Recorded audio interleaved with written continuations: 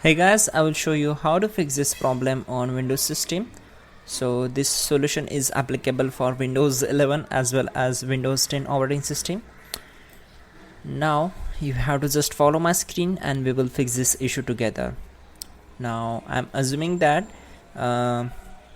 I'm having problem with this application Google Chrome. So let's fix this. And this solution is also applicable for any applications which you having problem with. Then in the first step, go to search bar and type here troubleshoot settings, then click here to open it. On this window, go for other troubleshooters and keep scrolling down until we found the program compatibility troubleshooters. Click on run. Now so on this tab you have to select the program.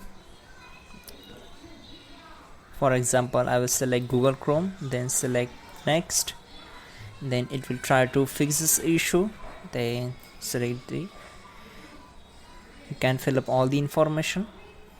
So for example, I will select the first one, click on next, and then next, then test a program.